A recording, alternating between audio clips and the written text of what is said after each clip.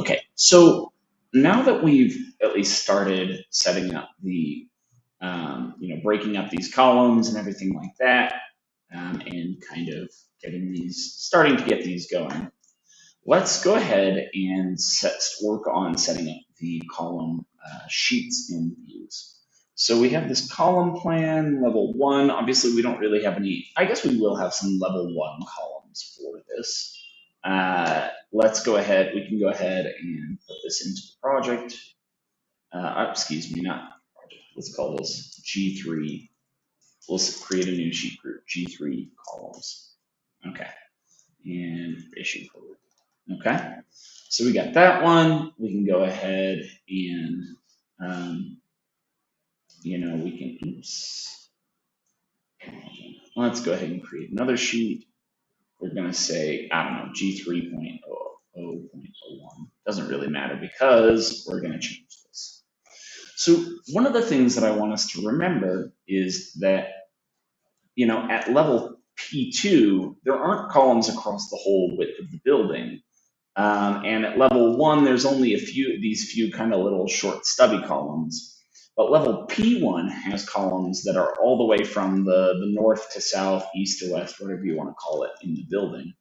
And so what we can do is we can use P1 as our starting point, because the first thing we need to do is figure out where do we want to do our area breaks? Where do we want to do our pour breaks, since we can't fit all of these on one sheet?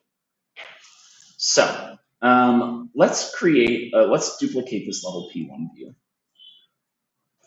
And let's go ahead and first let's create a column. Let's do column plan temp, because let's remember that what this will do is this will add all of these extra filters, and we'll say apply.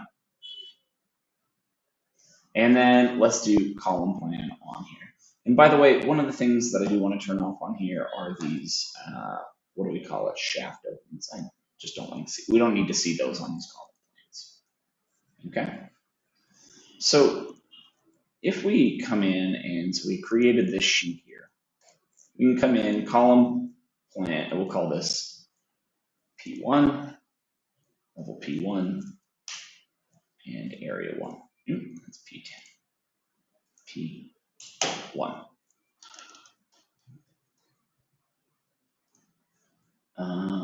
So I think we have a column, level P1, is it this one?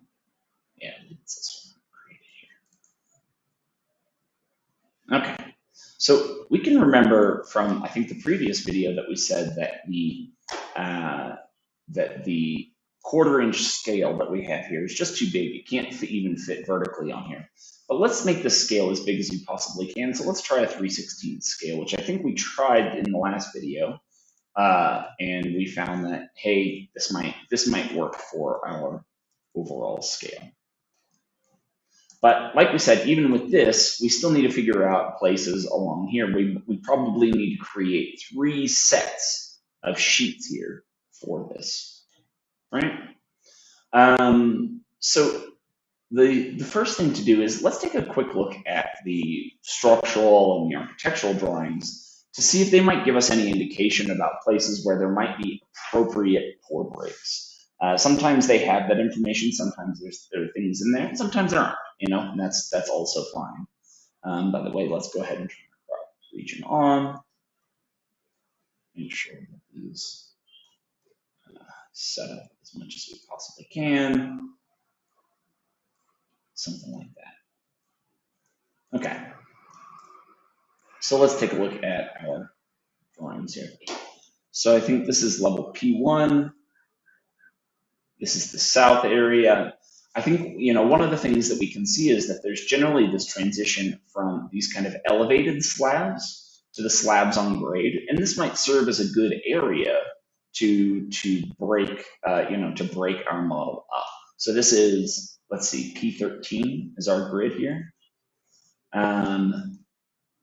Let's see, that's level 1. So if we say, here's the level P1, P13, we could just draw, just for reference, we can maybe draw a line in here. We can say that's one of them. Now it looks like it might be about 1/3 of the building, because again, you're looking at the slabs on grade. And then we have the first, let's look at the north or the left area, whatever we want to call it. One of the things that we can see here is they've actually added a pore strip between P7 and P8.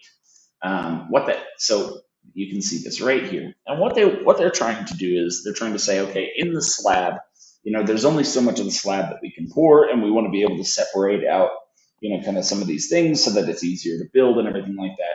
And so they've specified, hey, build a pore strip right here between 7 and 8.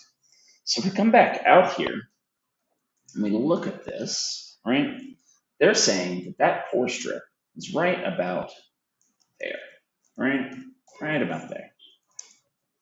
Now, this looks like a good way to divide this building out into 3 parts.